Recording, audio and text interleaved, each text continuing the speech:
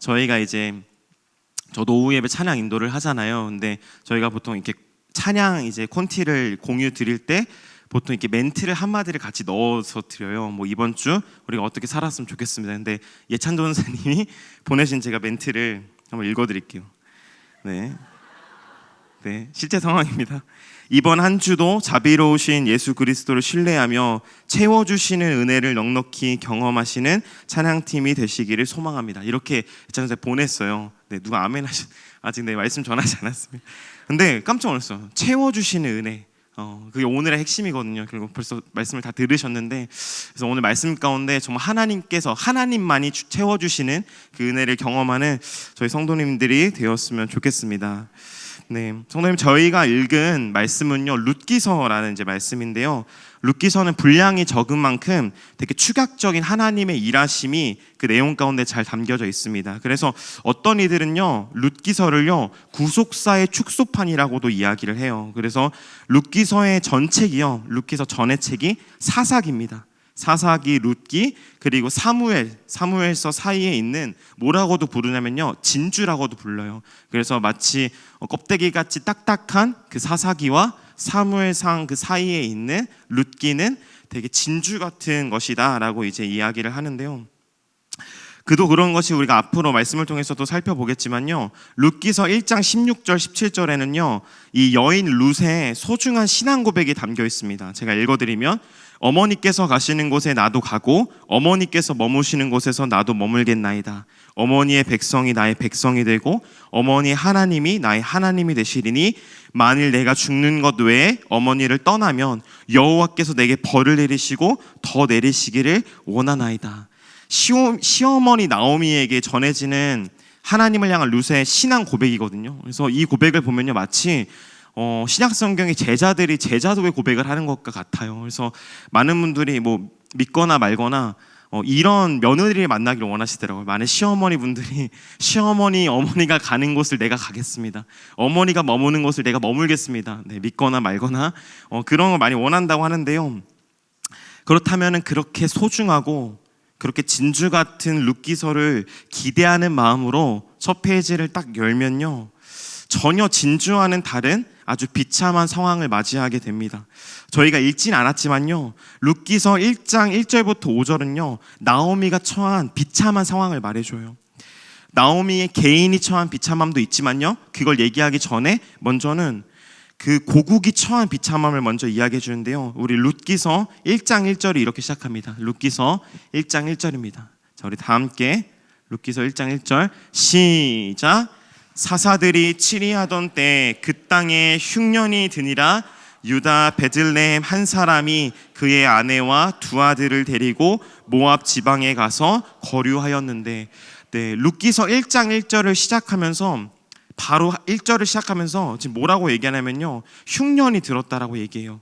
고국의 흉년이 든 거죠. 유다 베들레헴에 살고 있던 그 나오미가 흉년이 든 거예요. 그래서 떠날 수밖에 없습니다. 근데 어디로 떠나냐면요 모압 지방으로 떠나요. 모압 지방은 이방 지역이거든요. 쉽게 말하면 내 땅, 내 고국인 이 유대 지방을 떠나서 이방 땅으로밖에 갈 수 없는 그 나오미가 처한 현실이라는 겁니다. 그렇게 모압 땅으로 갔습니다. 잘 살면 좋으려만 그곳에서 남편의 죽음을 맞이하게 됩니다. 그리고 함께 갔던 두 아들이 또 그곳에서 죽음을 맞이하게 됩니다. 순식간에 남편도 잃고 두 아들도 잃어버린 한 여인의 비참함이 룻기서에 소개되고 있는 것입니다. 말씀을 준비하는데 정말 감히 제가 상상할 수도, 그 마음을 다 헤아릴 수도 없는 비참한 현실을 한 여인이 그것도 이방 땅에서 맞이하게 되는 것입니다. 그렇다면은 그래도 아들이 둘이나 있는데 손주는 봤을까요? 성경은요 모압 땅에서 만난 두 며느리를 소개해요. 그 중에 하나가 룻이고 오르바인데요. 근데 10년 동안 아이가 없었다라고 얘기합니다. 10년이라고 하니까 마치 많은 성경에 아이를 뵈지 못했던 그 여인이 마치 소개되는 것과 비슷한 느낌을 받는데요. 그리고 나서 아이를 맞이하지 못한 채 그 두 아들은 이방 땅에서 죽음을 맞이하게 됩니다. 시대도 기근이고 흉년인데 지금 나오미의 내면도 기근과 흉년인 것입니다. 룻기서에서는 많은 주제들이 나와요. 그렇지만 이러한 상황 가운데 우리가 오늘 말씀을 통해 나오미의 심정을 같이 살펴보면서 우리가 드는 질문은 이것입니다. 나오미의 이런 비참함 속에서, 절망과 고난의 상황 속에서, 그렇다면은 그 나오미 한 여인이 가장 듣고 싶었던 소식은 무엇이었을까요? 가장 원했던 소식은 무엇이었을까요? 아마도 순식간에 당면하게 된 고국에서의 떠남, 남편의 부재, 두 아들의 죽음, 두 아들의 부재를 맞이한 여인에게 있어서요, 가장 듣고 싶었던 소식은, 가장 필요했던 소식은 아마 돌봄일 것입니다. 돌봐주는 거예요. 단단한 사사기와 사무엘서 가운데 있는 진주아들 같은 룻기서라고 말씀드렸는데요. 성도 여러분, 사사기가 어떻게 마무리되었는지 기억나세요? 사사기가 어떻게 마무리되는지, 네, 누가 말씀하셨는데 우리 함께 살펴보겠습니다. 사사기 21장 25절 말씀입니다. 함께 읽겠습니다. 시작. 그때 이스라엘의 왕이 없으므로 사람이 각기 자기의 소견에 옳은 대로 행하였더라. 지금 사사기 말씀을 통해서 무엇을 말씀하고 있는 것이죠? 왕이 없으므로. 뭐죠? 돌봄의 부재를 이야기하고 있는 것입니다. 그 시대 상황이에요. 그 시대 상황 가운데 룻기서가 시작되는 겁니다. 사사들이 치리하던 때 어떤 상황이죠? 왕이 없어 각자 소견에 옳은 대로 있었던 상황, 돌봄의 부재, 누군가 나를 돌봐줄 수 없는 그 상황 가운데 지금 룻기서의 말씀이 시작하는 것입니다. 말씀을 준비하는데요, 오늘날에 살아가는 우리들에게 어쩌면 가장 필요한 것이 돌봄이지 않을까 생각을 해보았습니다.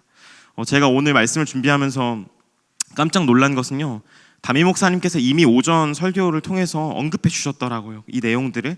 그래서 제가 결심했습니다. 오늘 이 자리에 서기 전에 기도하면서 할렐루야, 나는 목사님의 말씀에 숟가락만 하나 얹고 가면 되겠다. 네, 정말. 그래서 담임 목사님이 말씀해 주셨던 것처럼요, 기억나신 성도님이 계실 거예요. 지금 이 시대는 어떤 시대라 얘기하죠? 불확실의 시대. 그래서 3포 세대, 5포 세대, 이제는 7포 세대를 넘어서 M포 세대라고 이야기합니다.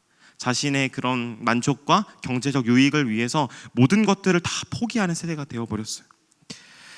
그래서 제가 오늘 이제 오전에 바로 직전에 고등부 설교 가운데서도 이야기했었던 것처럼요, 베데스다 연못 가운데 38에 된 병자가 있었어요.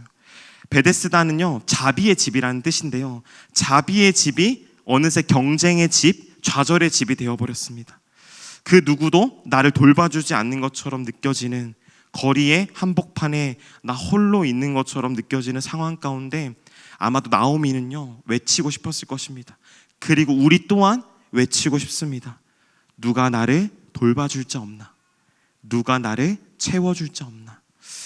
오늘 말씀은 이런 나오미의 상황 가운데, 시대 가운데, 아니 우리의 시대 가운데 패배감의 마음, 부재의 마음 가운데 찾아오신 하나님의 말씀입니다. 돌봄의 부재 가운데, 비움의 상황 가운데 나오미에게 찾아온 그 한 말씀을 우리가 함께 읽었으면 좋겠습니다. 룻기서 1장 6절 말씀입니다. 룻기서 1장 6절. 근데요, 나오미는 아직 몰라요, 이 마음을. 근데 하나님께서 이미 이곳 가운데 말씀해 주셨습니다. 룻기서 1장 6절 함께 읽겠습니다. 시작.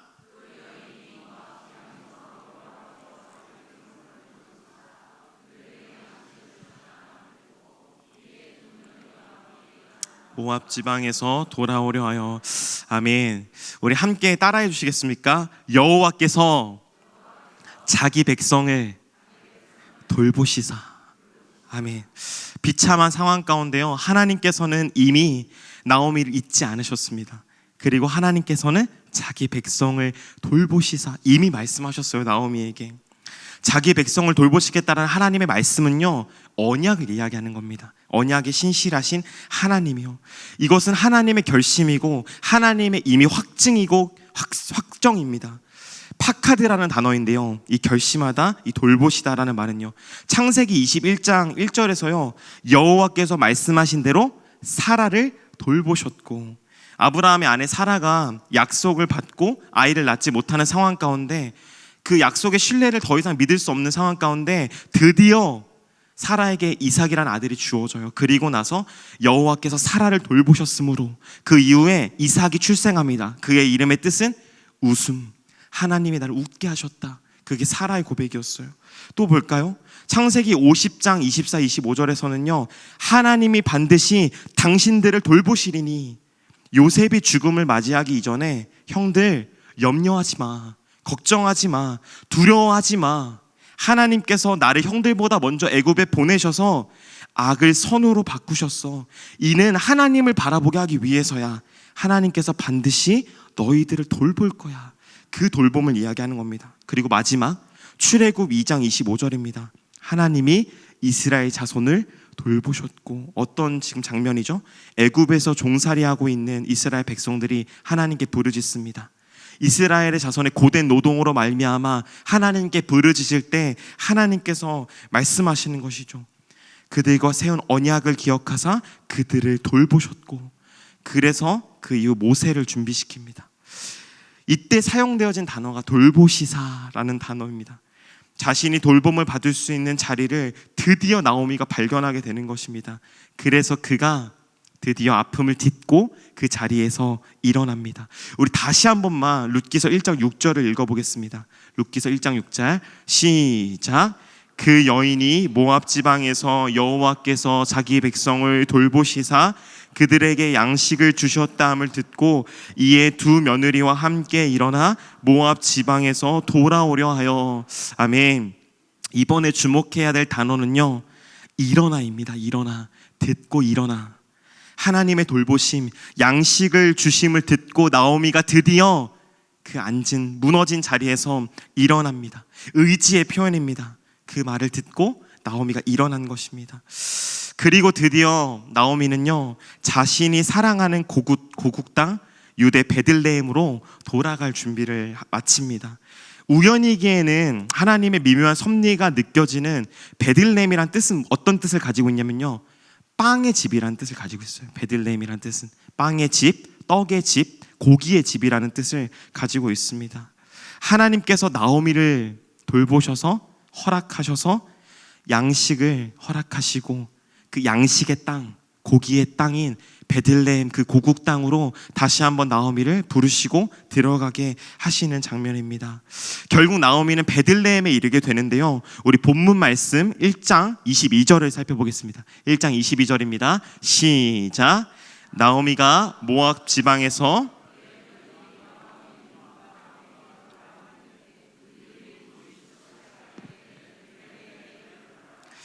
네, 여기도 나오죠.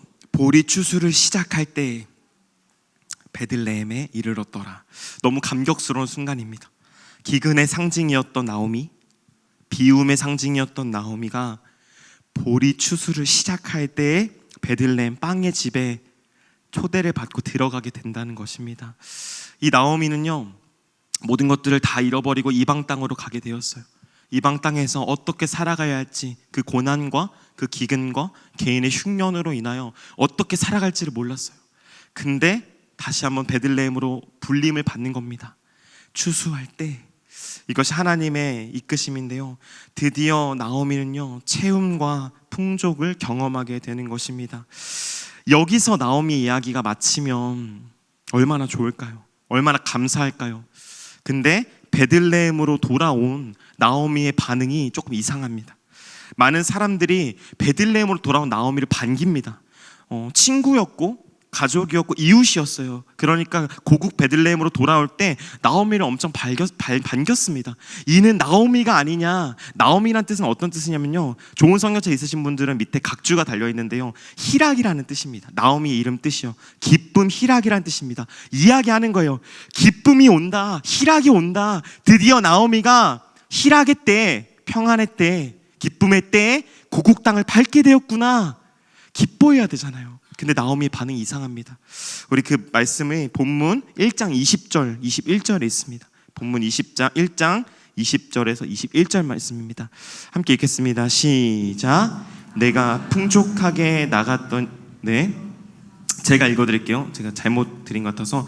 내가 풍족하게 나갔더니 여호와께서 비어 돌아오게 하셨느니라. 여호와께서 나를 징벌하셨고 전능자가 나를 괴롭게 하셨거늘 너희가 어찌 나를 나오미라 부르느냐 하니라. 이것이 하나님을 향한 나오미의 원망이고 외침이었습니다. 그쵸, 상황은 바뀌지 않았으니까요. 고국 땅은 밟을 수 있었고 떡의 집에 들어갈 수는 있었지만 여전히 나오미의 상황은 어떤 상황이죠? 남편을 잃어버리고 두 아들을 잃어버린 상태, 모든 것들을 다 잃어버리고 고국 땅에 온들, 그래서 이야기하는 겁니다. 내가 처음에는 풍족했거든. 남부러울 거 없는 두 아들도 있었고 남편도 있었는데 하나님이 나를 비어 돌아오게 하셨어. 여호와께서 나를 징벌하셨고 전능자가 나를 괴롭게 하셨거늘 너네들이 어떻게 나를 나오미 기쁨이라고 부르고 있느냐. 전능자가 심히 나를 괴롭게 하셨느니라는 이 나오미의 고백은요, 불신앙을 상징할까요? 나오미의 이기심일까요? 아니면 징벌하셨다라는 말을 통하여 나오미가 자신의 잘못을 인정하고 제자리로 돌아오려고 회개의 표현일까요? 여호와께서 날 징벌하셨으니까 내가 이제 정신 차려야지, 회개의 표현일까요? 나오미가 부르짖어 고백하는 이 애가는 불신앙의 산물이 아닙니다. 고통 가운데서 하나님을 향해 도움을 요청하는 신실한 반응입니다. 아이를 보면 알 수 있어요. 아이를 보면 아이가 사랑하는 엄마에게 이렇게 이야기합니다. 엄마 미워. 엄마 이제 다시는 안 볼 거야. 이 아이가 진짜 하고 싶은 말은 무엇이었을까요? 난 엄마가 필요한데, 난 엄마가 너무 좋아, 여전히 좋아, 제발 내 곁에 있어줘, 이 말이지 않을까요? 엄마 미워 라는 말은 나 이제 밖에 나가서 살 거야 물어보십시오. 밖에 나가서 살고 싶은 친구 한 명도 없어요. 네. 저도 어렸을 때 그런 말을 많이 했는데요, 옛날에 한번 이야기했던 것 같아요. 강단에서 하루 만에 돌아왔습니다. 돈가스 해준다는 말에. 그게 아이예요. 아이. 엄마 싫어라는 말은 엄마가 필요하다라는 말을 반증하는 겁니다. 무엇이죠? 시편의 절반이요 기쁨일 것 같잖아요. 시편의 절반이 탄식시입니다. 하나님 앞에 탄식하는 겁니다. 저주도 있어요. 심지어 어찌하여 이 자를 내쫓으면 이 사람의 사지를 막 이러면서 탄식하며 저주를 퍼부어요. 그래서 어떤 학자는요 이렇게 얘기합니다. 교회가 잃어버린 영적 자산 중 하나가 바로 이 애가이다. 애가의 특징은요, 겉으로는요 고통과 한탄을 말해요. 막 원망을 쏟아내요 하나님 앞에서. 근데 속으로는요 하나님을 향한 부르짖음이며 하나님의 인애, 사랑에 대한 깊은 확신입니다. 단순히 불신앙을 이야기하는 것이 아니라요, 한 여인의 텅 빔을 애가로 표현한 것이고요, 이제 채울 일만 남은 겁니다. 말씀을 준비하는데 사랑하는 성도 여러분, 우리 각자마다 이러한 경험들이 있지 않습니까?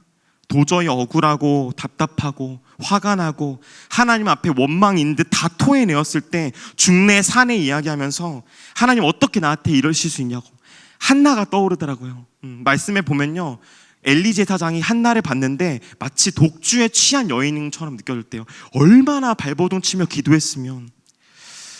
다 토해내는 가운데 나지막하게 깊은 곳에서 들려오는 하나님의 음성 경험해보지 않으셨어요? 내가 너를 사랑한단다.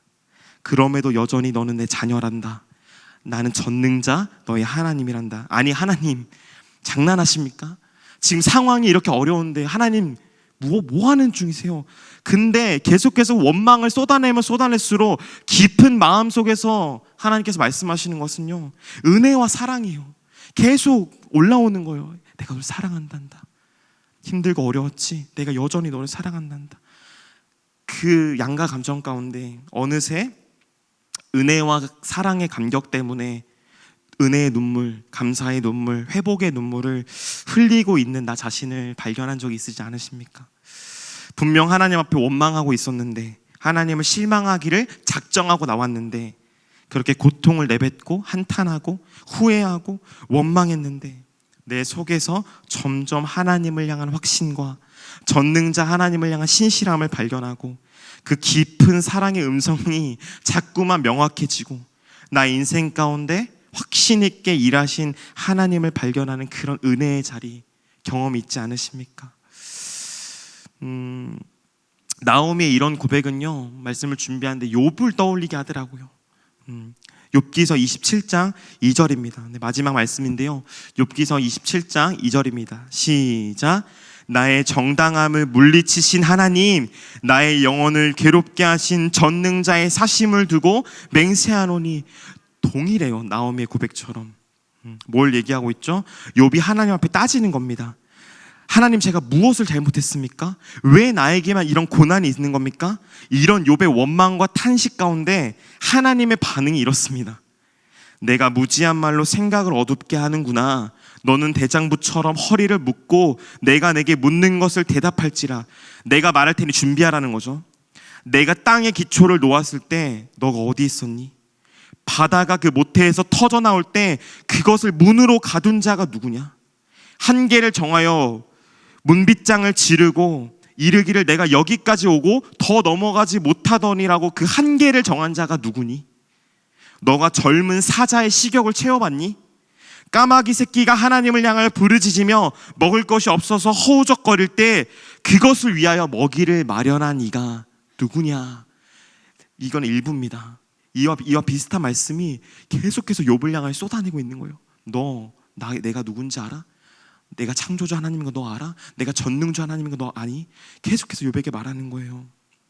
지금 무엇을 알려주고 있냐면요, 하나님의 전능하심이 무엇인지를 알려주고 있는 거예요. 욥에게 하나님의 전능하심은 무엇입니까?